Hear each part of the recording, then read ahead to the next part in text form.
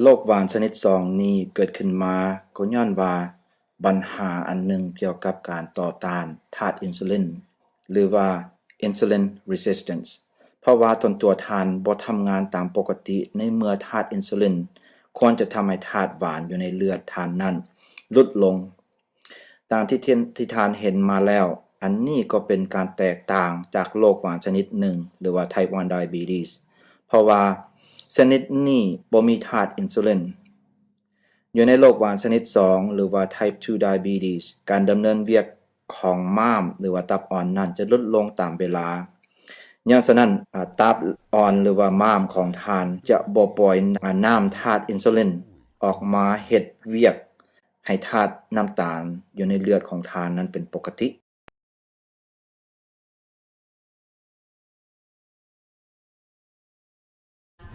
น้ำตาลเฮามันขึ้นหลายนี่เฮาแฮงสิเป็นแบบว่างุดงิดในใจนะแบบว่าใจอยากหายแล้วก็อันลอยเข้าไปว่าอยากล่มบ่อยากมีแห้งนะแล้วบัดนี้เวลาอันน้ำตาลลงน้ำตาลเฮาลงนี่เฮาสิบ่เห็นหุงเฮาสิเป็นแบบว่าเฮาแน่เบิ่งหยังก็สิเป็นแบบว่าเป็นยุบๆไปเลยนะเอียนย่างนะเฮาสิหัวซักไปเลยโลนเฮาสิบ่ย่างบ่เที่ยงแบบว่าตั้งโตบ่เที่ยงตั้งโตบ่ได้เจ้าเองนั่นคันทาหากมีน้ำตาลในเลือดสูงเขารู้สึกว่ามันหนาหัวหนาอย่างคือว่านักหัวหรือว่าเป็นสีมึนๆสันในหนาในตาถ้าเราไปแทบมันก็รู้สึกว่ามันกระสูงแต่ว่านี้คันน้ำตาลต่ำสันคันโลต่ำหลายสันต่ำนี่จะห่อยผ้าให้วิ่งให้เวียนเลยนอนอยู่กับจนว่าเป็นโซเซสลุกขึ้นมานี่เขาก็ว่าโอ้บ่ได้อันนี้มันมุ่งมัดนั่นตัวเองเขาคือว่าเขาเป็นลมไปมันถึงนิสัยเปลี่ยนนิสัยใจหายแล้วใจหายไว้ครับหิวเวลาหิวบ่ได้ตามันลงมากกว่าเห็ดเขามั่วตาแล้วมั่วตาเนี่ยมันเรือออกมาคนมีธาตุหวานต่ำในเลือดที่เขาเอิ้นว่า hypoglycemia จะมีความรู้สึกเมื่อยต้นตัวสั่นและหัวใจสั่นถ้าว่าธาตุหวานอยู่ในเลือดของทานจะลดต่ำลงทานจะมีความรู้สึกงงงวยเวียนหัวและสามารถเป็นสลบหรือว่าเป็นสักไปคนที่มีธาตุหวานสูงอยู่ในเลือดนี่ก็แตกต่างจากคนมีธาตุหวานต่ำคนที่มีธาตุหวานสูงนี่จะรู้สึกเมื่อยมันไปทายเบาและบาดแผลก็นานเซาข้อสำคัญที่สุดก็แม่นว่าธาตุหวานอยู่ในเลือดสูงอยู่ในระบบ200นี่จะบ่มีความรู้สึกโตแบบการเจ็บป่วยอันนี้ก็เป็นข้อสำคัญอันหนึ่งเฉพาะบุคคลทั่วๆไปจะป้องกันและครอบคลุมโรคหวานนี่ย้อนฉะนั้นแม้แต่ทานจะมีธาตุหวานที่สูงสุดแบบหนักหน่วงก็ดีทานจะบ่มีความรู้สึกโตว่าทานนี้มีธาตุหวานสูงสุดอยู่ในเลือด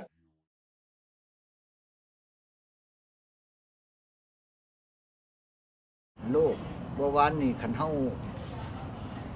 รักษามันบ่ได้ก็แน่นอนแล้วมันบั่นทอนทางสุขภาพของทั้งจิตใจหรือว่าโรคอื่นอาจสิมีส่วนกำเริบเพราะว่าหัวใจกับมันเต้นไวบ่หรือว่าเป็นความดันเลือดบ่ก็บ่เคยมีก็มันมีมามันตามมาได้คันว่าเฮารักษาบ่ได้แปลว่าเฮาตามใจเฮาแปลว่าเฮาอยากกินหยังเฮาก็กินหั่นแล้วสิถึกนั่นคือมันเบาหวานมันสิกินตีนเฮาแหละต้องได้ตัดตีนเด้ถ้ามันกินนั่นมือเฮาเลยก็ต้องได้ตัดมือทิ่มเพราะว่ามันกินใส่เฮาก็ต้องตัดหั่นทิ่มต่ำก็เป็นสตุกต่ำ40ลงมาแค่40นี่มันอันตรายล่ะถ้าว่าเจ้าบ่มีน้ำตาลใส่ในปากมันเป็นบาดเป็นแผลน่านดี 2-3 เดือนก็บ่ดีใช้ยาหยังก็บ่ดียากดีที่สุดมันมักเปื่อยมักหยังออกข้อสำคัญตัวนั้นอันนี้ถ้าว่าเฮามันเป็นปุ๊บเฮาไปโลดเขาปัวเฮาได้มันเฮากว่ามันแห้งโหมันเลือดมันบ่มีเด้มันต้องตัดทิ้ง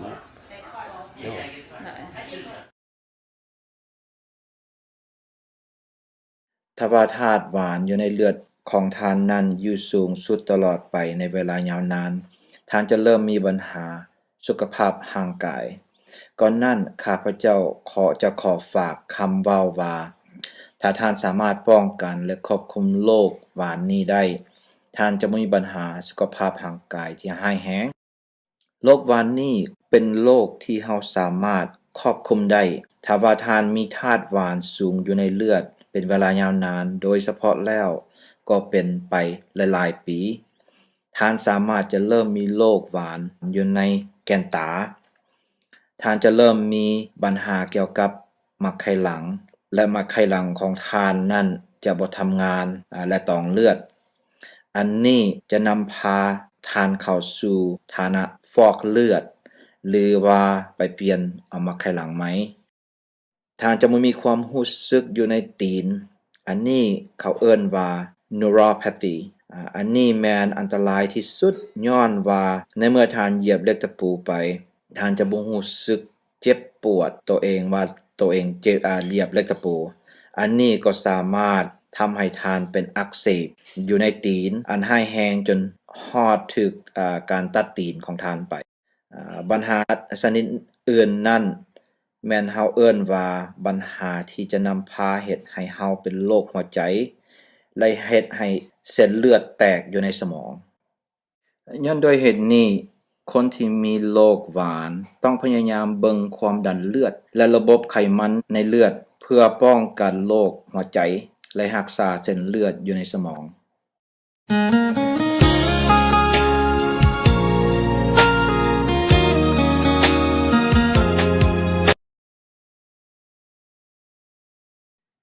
ถึงว่าพยาธิเบาหวานแม่นพยาธิที่อันตรายหลายคนเป็นพยาธินี้สามารถอยู่กินอย่างธรรมดาถ้าว่าควบคุมได้เพื่อจะควบคุมพยาธินี้ได้ดีท่านต้องทำตาม4วิธีดังนี้ 1. เข้าใจและเรียนรู้พยาธิเบาหวาน 2. รู้ ABC ของพยาธิเบาหวาน 3. รักษาให้ร่างกายอยู่ดีแข็งแรงด้วยกินอาหารดีออกกำลังประจำและอยู่อย่างสบายใจและ 4. ไปหาด็อกเตอร์ประจำตัวตลอดไปต่อไปนี้เราจะเว้าเกี่ยวกับแต่ละวิธีให้ละเอียดวิธีควบคุมเบาหวาน 1. เข้าใจและเรียนรู้เกี่ยวกับพยาธิเบาหวานอันนี้แม่นเราต้องสนใจในเรื่องพยาธินี้พยายามถามด็อกเตอร์และพวกรักษาของท่านเกี่ยวกับพยาธินี้ให้เข้าใจดีที่สุดเรียนและเข้าใจว่าเป็นหยังพยาธินี้คืออันตรายแท้ถ้าท่านเรียนและเข้าใจดีวิธีควบคุมพยาธินี้มันจะช่วยให้ท่านรู้สึกสบายและแข็งแรงในมื้อนี้และอนาคตต่อไปวิธีควบคุมพยาธิเบาหวานที่ 2 รู้ ABC ของพยาธิเบาหวาน A หมายความว่า A1C และ Aspirin A1C แม่นกวดน้ำตาลในเลือดประมาณปานกลางใน3 เดือนผ่านมาเฉพาะคนเฮาที่มีพยาธิเบาหวานเลือดน้ำตาลต้องต่ำกว่า 7%ถ้ากาย 7% หมายความว่าน้ำตาลอยู่เลือดเฮาสูงกว่า150 อีกตัวหนึ่งแปลว่า Aspirin ยานี้สามารถช่วยป้องกันจากพยาธิหัวใจและพยาธิเส้นเลือดแตก The American Diabetes Association แนะนำให้ใช้ Aspirin แก่คนมีพยาธิเบาหวานกรุณาถามด็อกเตอร์ของท่านในการเหมาะสมเกี่ยวกับเรื่องใช้ยา Aspirin ผ่านมานี่เฮาเว้าเกี่ยวกับรู้ ABC ของพยาธิเบาหวาน